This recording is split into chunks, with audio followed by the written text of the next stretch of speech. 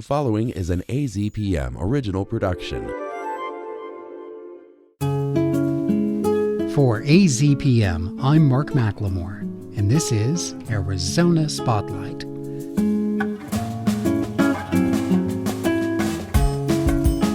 Coming up, the Pascua Yaqui Tribe celebrated and welcomed their newly elected officials during an inauguration event on Saturday. A report on what that night meant for those leaders and some of the top issues they are hoping to tackle. Find out how the drug ketamine is being used to help those living with treatment-resistant depression. Dr. Irfan Fox, staff psychiatrist and director of ketamine research at Sierra Tucson, explains some of the results the latest studies are revealing. June is Men's Mental Health Awareness Month. Daniel Chaffetz is a psychiatric nurse practitioner with 22 years of experience. He'll share some ways to overcome men's reluctance to seek professional help and what he sees as some of the most common needs. And film essayist Chris DeShiel explores the film career of the late Donald Sutherland and finds many qualities that distinguished him from the traditional, strong, silent type of leading man. Those stories are next on Arizona Spotlight. The Pascua Yaqui elected a new tribal administration on June 3rd, and they were sworn in on June 7th. Last Saturday, the tribe celebrated their new and returning officials during an inauguration event. It was a night filled with dance and music that marked a new era for the tribe's council. Paulo Rodriguez was there and saw how an unlikely situation determined the future of one council seat.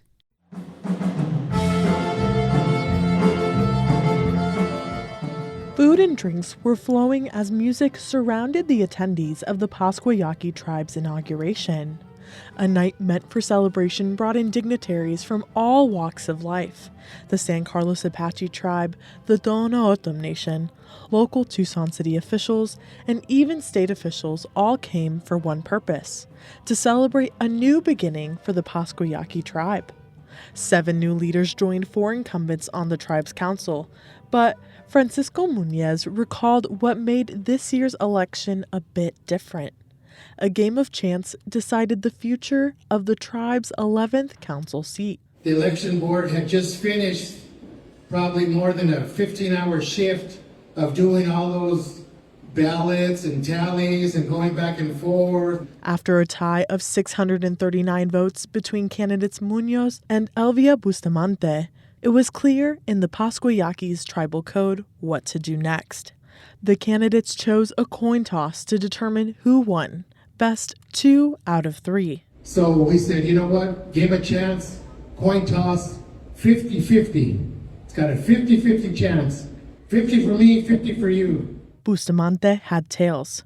Muñoz had heads. The rest is history. Muñoz won. Each and every vote matters.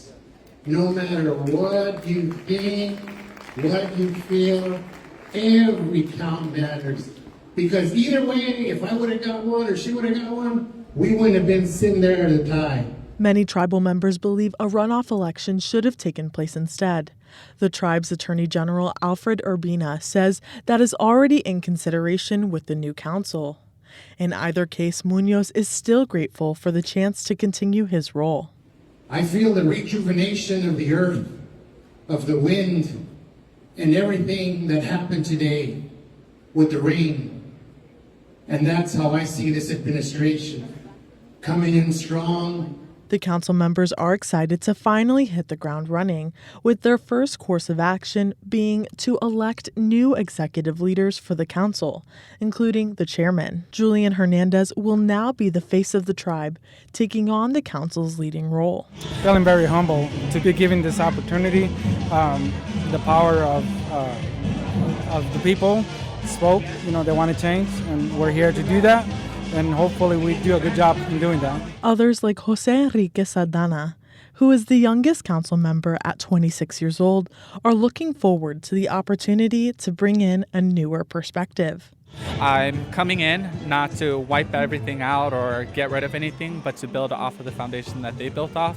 So definitely keeping our traditions alive, our cultures, our way of Yoemes as Yoeme people, alive and honoring our ancestors, because we don't want to erase everything that they built, but we also want to introduce a new perspective.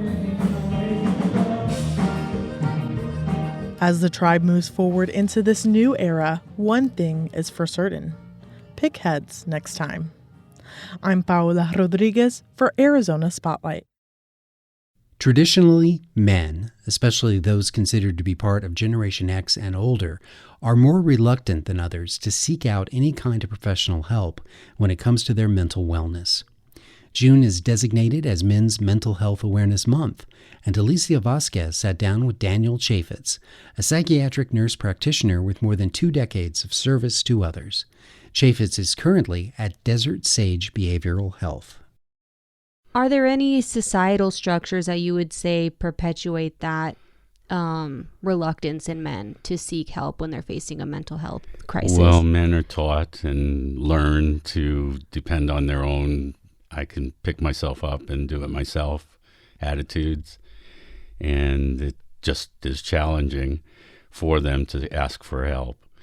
And if a man is hesitant about coming in and he has deep issues, helping him to feel relaxed and realize we're a team and this is a team effort. A lot of elements go into making someone comfortable, making the process as easy as possible for them to come in. Everything that they discuss with me is confidential. This isn't going back to their boss, their spouse, their family, their friends. They're not less of a person because they ask for some help. And maybe they don't even really need help, just an evaluation, just to be reassured. At Desert Sage, what are some of the most common mental health issues you see men coming to you with? The most common things that we hear are, I'm anxious and I can't sleep. And then we find out that there's some depression that goes with that. But I'm anxious and I can't sleep. I can't tell you how many times a day I hear that. What are the stigmas that society has about men who say that they're struggling? Part of the stigma is that they're failures for having these issues. And they're not, of course, and we have to reassure them that they're not. That anyone at any time can have too much on their plate, and the result might be not knowing how to handle that burden that they're experiencing, and that we can help them. That's all we try to do at every meeting, is assure them that we're going to help them get from point A to point B. It might take some time. It took a while to become the way they are, to have the anxiety and the insomnia and the depression, and to realize that it might take a little while to get rid of it, to control it, to have it not be a burden on their life any longer. What is the first step you take when he's saying that he's anxious, he's stressed, he is having difficulty coping with certain emotions? What is your first step? To assure them that they're not alone. I reassure people that we are primitive beings inside that are responding to the stressors around us, and that we're overdoing it, and that we have to learn to cope with those triggers that set us off. And once we've learned what the triggers are, then we'll learn how to cope with the trigger itself, how to challenge the trigger, how to overcome the trigger, how to master the trigger, and then not have the issue be an issue any longer. Have you noticed that therapists and counselors kind of treat every patient the same, and we need to approach men differently than we do women? What can you say on that? Well, I can say that one of the things we do a little bit differently is we do pharmacogenetic testing. So we want to know what medication, if we go to medication, you'll metabolize properly. And then we can make more intelligent choices of medication. And that doesn't mean that everyone is going to be on medication, by the way. Just it gives us a tool to work with. I'm not sure I see it as a difference. I see personalities differently, and they could be male or female. I see more dependent individuals. I see people that I know are going to be compliant just from the way they talk. I see people that I feel will fail, at least the first time, because of the reactions they have. just from experience, knowing that it will be more of a challenge to get that person to stay on medication. But I don't really see it as a male-female issue. I will say, of course, that females are more nurturing and they carry more of a burden of home life and career, whereas not as many men have that issue of home life and career. There aren't as many men who are the primary caregiver to the children. So there is a difference, I suppose, in the levels of stress and what the stress comes from. But mostly I see people differently based on personality. How do you measure a patient's progress, and how do you assess the efficacy of the treatment you're implementing? We use some measures. We have the PHQ-9. We have an anxiety scale. So we take scores, and over time we compare those scores, and usually they go down, which is a positive thing. Additionally, the patients themselves will report back that they're sleeping better. They're less tired during the day, and they're usually very grateful for that, and that will be a big buy-in to having more treatment. And may I add, as far as people who have suicidal ideation goes, they're very much aware that they have decreased suicidal ideation. So there are two types. There is passive suicidal ideation and there's active suicidal ideation. And the active person is actually planning or has a plan in mind of how they would do it. The passive just wishes they wouldn't wake up, or is, oh no, another day, I'm still here type of feeling. They don't necessarily see themselves committing suicide.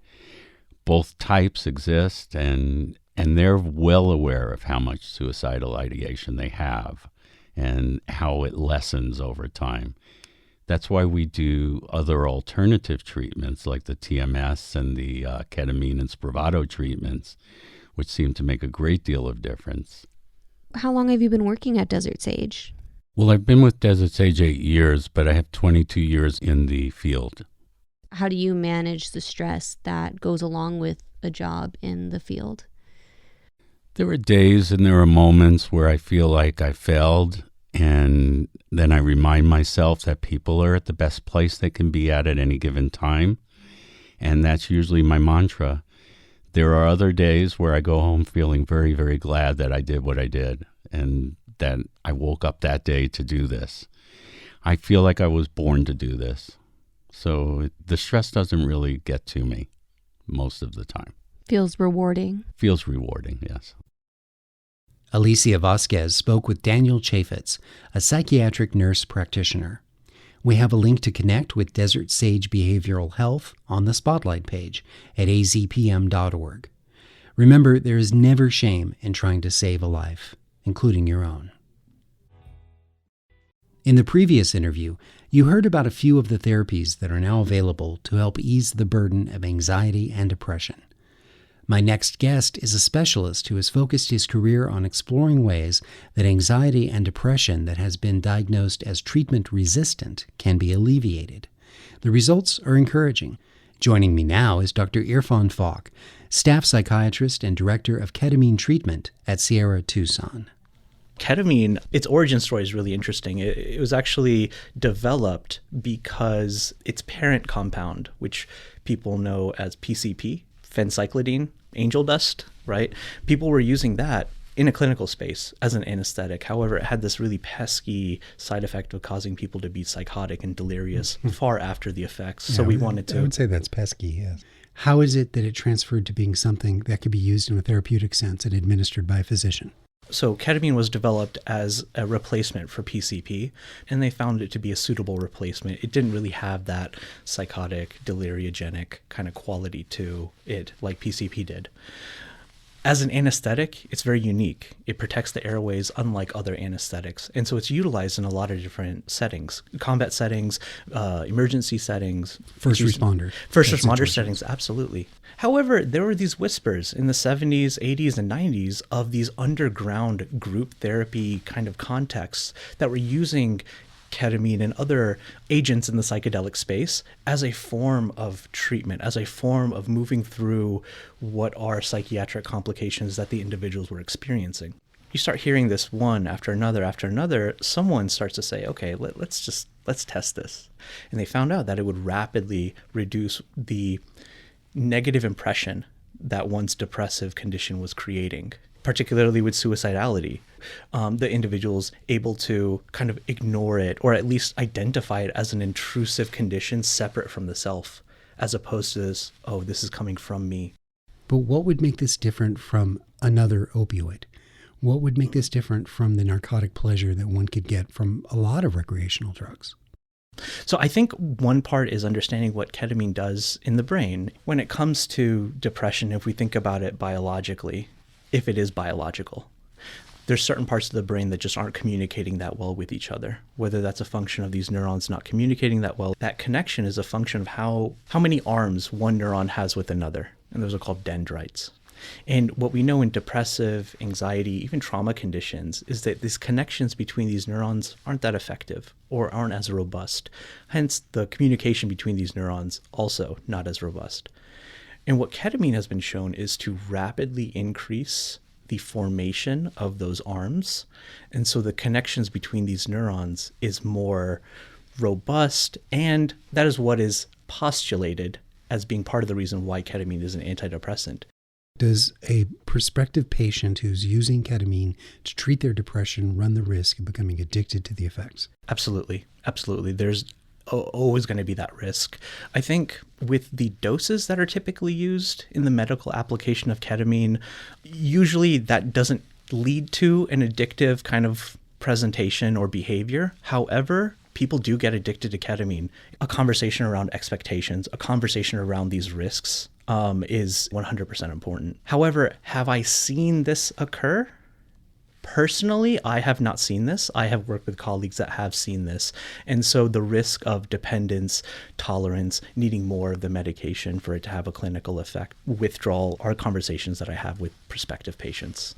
Dr. Falk, how long have you been involved with ketamine therapy? I would say the better part of 2 years, the last 2 years at Sierra Tucson. Prior to that, I had been familiar with ketamine's potential benefit in the psychiatric space for the better part of 10 to 15 years.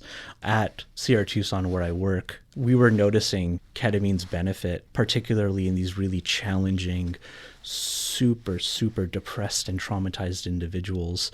And we saw this as a natural addition to help those that are struggling, having tried bunch of different medication cycles, bunch of different types of treatments. We were finding, based off of the results, that ketamine was really helping that kind of person, the person who had lost all hope because they had tried whatever was available, at least from a psychiatric standpoint. So this is a real game changer in the most optimistic view. You explained how ketamine actually has a physical change on some elements of our brain chemistry. What do you observe in terms of personality changes that it might bring to an individual who's using ketamine to treat their depression? I find that ketamine creates a little bit of a window where one isn't assaulted by depressive ruminations. There's this neural network in our brain. It's called the default mode network. And it's that part of our brain that gets activated whenever we're doing purposeless activity, right? If I'm just like looking off in the distance, or if I'm driving home from work and just kind of like disconnecting, that's that default mode network is the thing that gets online. That's also been the network that's been implicated of where this depressive rumination occurs. When you have a moment to yourself in your depression saying you're a piece of this and you're worthless and you're nobody and all this stuff. Imagine trying to do treatment when you have that internally occurring 24/7. And so ketamine decreases some of that energy in the default mode network. And what people describe is a ability to connect with something that's positive, ability to appreciate, like, oh my God, I can hear the silence now. When that negative record is a lot lower, that allows for therapy to be a little bit more effective. That allows for someone to be more open to the prospect of, yeah, maybe I can do this and maybe I can do that, versus the yeah, but that depression often convinces us otherwise of. Well, let's discuss your position on applying ketamine as a therapeutic. What kind of dosage are we talking about? What kind of frequency? At Sierra Tucson, we offer a couple of different types of approaches when it comes to ketamine treatment. In February 2019, the FDA approved a medication called S-ketamine, which is a medication that's delivered via intranasal cartridges. That S-ketamine is actually an isolate of one of two molecules that make the ketamine medication. And the S-ketamine is indicated for major depressive disorder that's severe, as well as major depressive disorder with a position of suicidality that's with it as well.